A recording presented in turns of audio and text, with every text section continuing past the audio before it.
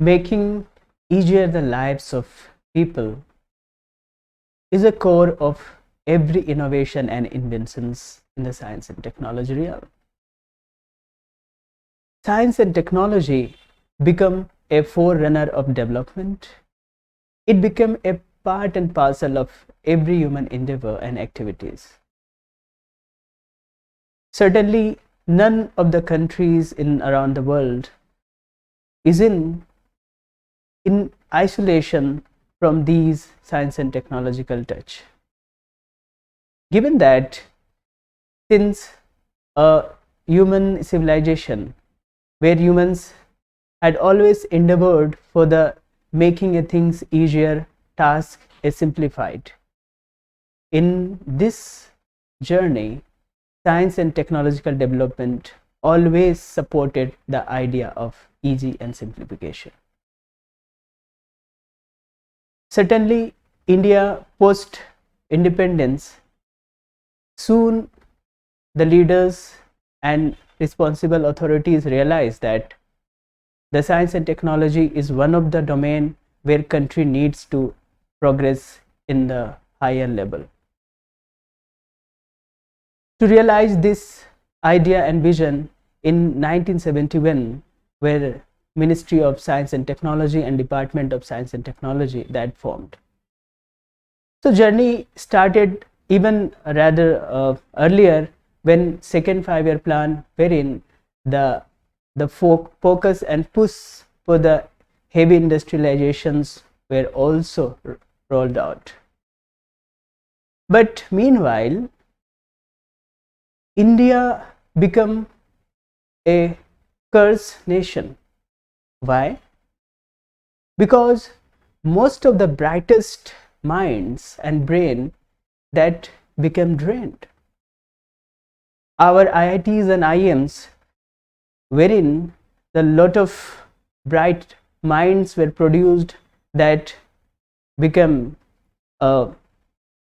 immigrated to the other countries, particularly USA and UK. So that certainly affected the India's own progress. But in the early 20th century to late 20th century, this has been the case. But in the early 21st century, the scenarios in the science and technology domain in India became changed. Government of the day and that years realized that we need to again gain those drained brains. So that the move for indigenization, the move to less externally dependent or dependency become need. In this session, what we are going to talk about is one of the landmark or milestone event in the Indian science and technology history, and that is just occurred a couple of days before. Here, the today's session, the topic what we are going to deal is BharOS, that is Bharat Operating System or BharOS. So BharOS itself means the reliance. Itself, it symbolizes the Atmanirbharta. That is what present government is also pushing for. So Made in India mobile application, mobile operating system, BharOS, that is just couple of days before unveiled, and this is something we need to again introduce this BharOS in somehow in the grand scale. Certainly for Indian, it's a moment of pride and happiness. An operating system compatible for the mobile phones, developed by the J&K Operations Private Limited, which is incubated under the IIT Madras as a non-profit private organization and funded by the Science and Technology Department of Government of India. IIT Madras, one of the pioneer institute in country, and one of the IITs with the IIT Kharagpur, IIT Madras, and IIT Bombay, those established at the same year with the become the leading IITs of the country. And IIT Madras ranked among one of the top IITs in country, that is as per the NIRF, National Institution for ranking frameworks. An objective of this BharOS is what? Briefly we can see that facilitating security. One of the issue of the present day mobile and computer applications or any devices, those are run under the internet regime with the security, because of the a lot of informations, biodatas, those are filled or stored with these devices become vulnerable because of the certain security lapses. So this BharOS application is focused, or that is a security centric operating system. OS allows only safe and trusted applications to be installed, that is no access if found unsafe. So this is very important feature of this or objective of this BharOS. Second is strive for the Atmanirbhar Bharat, that is what it in hand with the idea of Atmanirbhar the present government is pushing for, and what country is needed very greatly. Diversifying options for mobile OS users, as the present day we have only few of the operating systems, those are market dominated as well. So we can name like Google or Apple's iOS. So this is something, a new option or a diversifying the options for the users as well is over others. This is important for the exam point of view, that how it is important than other operating system, those are available or existent in the present day. Containing no default apps in the OS. So this is very important. So having coming up with the no default apps is very important.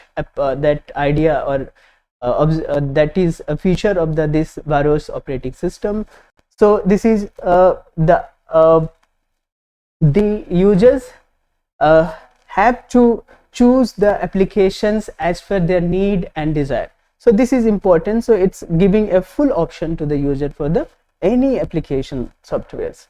Option second is the option of installing any apps unlike default apps inherited with the others operating system. So take an example of, I'm not only fingering out the Google, but I'm just giving the example of Google for the better understanding, that Google's came up with the some of the softwares like Google Chrome, that Google Gmail. So these are the by default applications you cannot uninstall in the any point of time. So this is something, the options of no default app under this BharOS is important feature.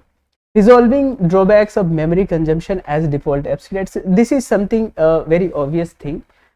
Many of the users they are not aware of probably, because the default apps not only consume the memory space but as well as the data as well as the power. So these three things are very important for the functioning of any mobile or mobile application. So data, memory and power somehow drain the efficiency of a mobile, and that's somehow eventually decreases the life or reliability of the mobiles. So this is one of the very important edge over the other applications. Second is enable strict security features and so apt for the 5G network. So 5G networks, recently we know that country auctioned the 5G spectrum, and so that is very soon 5G is going to be used by the every corner of the countries, and the government is striving for the easy access of the 5G network and availability to the every citizen or every area of the country, so that this 5G network needed a secure platform, a secure operating system, whereas 5G not only unleashed the new horizons and possibilities, but at the same time it's also may attract some of the malwares and hacking regimes as well. So that is cause of concern, and so that BharOS will somehow address that issue. So this is very interesting. Particularly here is the cloud services. Those in the cloud service, this regime or platform where 5G networks are going to work, and that is needed to be very secure and safe. Enhanced say of users, how the users will have the more options and more choices, that apps installable only after users permission. So this is very important, and our government of the day in India, they are also of the opinion that users say, or the citizens, their mobile security and safety is also important. So that this is something one step towards that. The exclusive access to the pass is very important, this feature of this application. What is this pass? The pass stands for the private app store service. So this is private app store service is to free access to the pass. So what is this private app application store service? Is the list of curated means screened, or that is standardized or secure applications. There will be the this is substitution to the Google's Play Store, or we can understand that how Google's Play Store is working.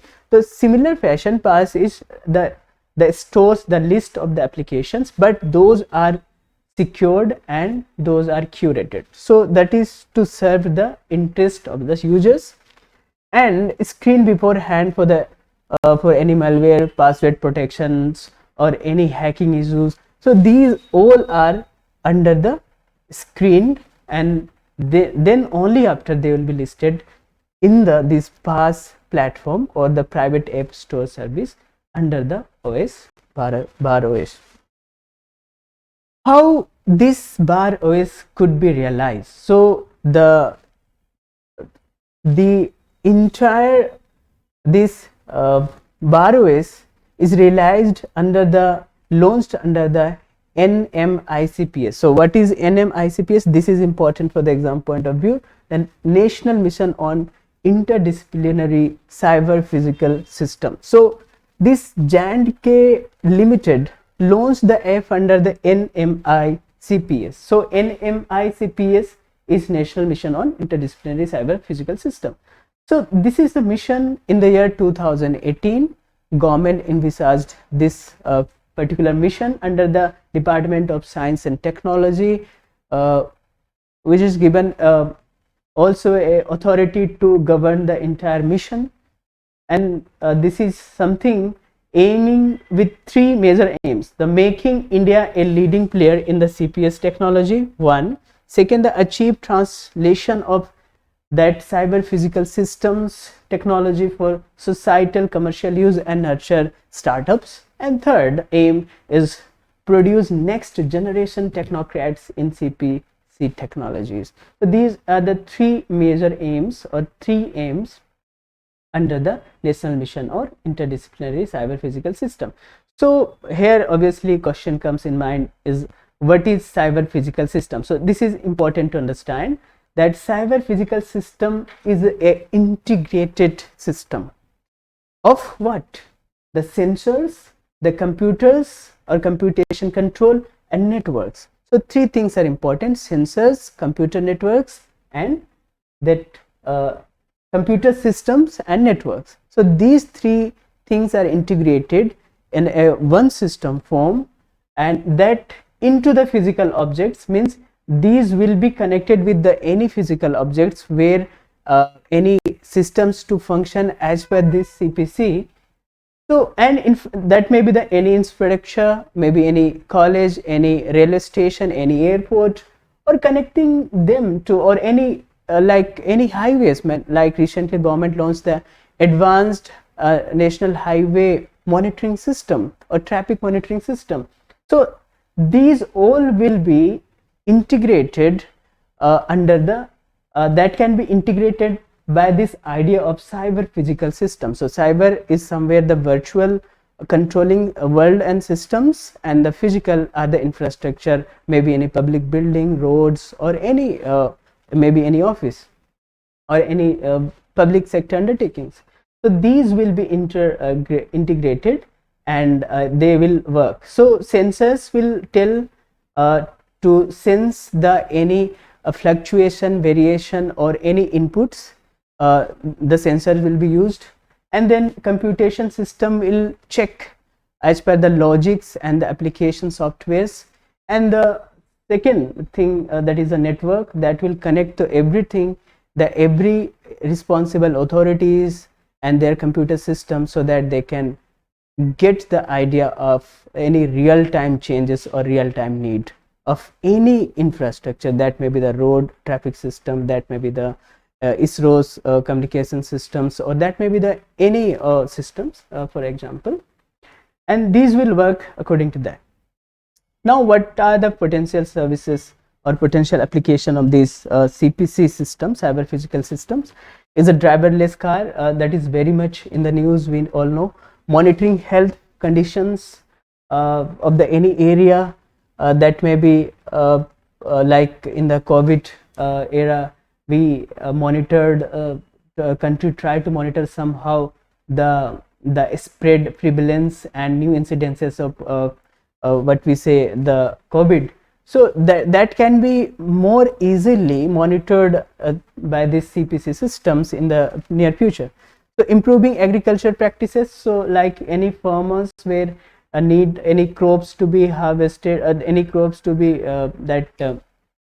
planted or sowed, thereafter after sowing, need of irrigation water, need of fertilizer, or monitoring at the real time basis the stress or any disease that may affect or affecting the plants. So these all can be sensed by the sensors, and that will go to the that informations will go to the computer system installed in the farming or any the operating stations by the farmers, and that will be interpreted, and that will be evaluated as per the need and the any as per of the any practices in the agriculture. So that these will be conducted well by this CPC system. So CPC system is very important for the examination point of view, and the enabling the address issues out of like climate change issues. So climate change is one of the complex issues where every countries of the world, they are striving to somehow check the menace of this climate change, and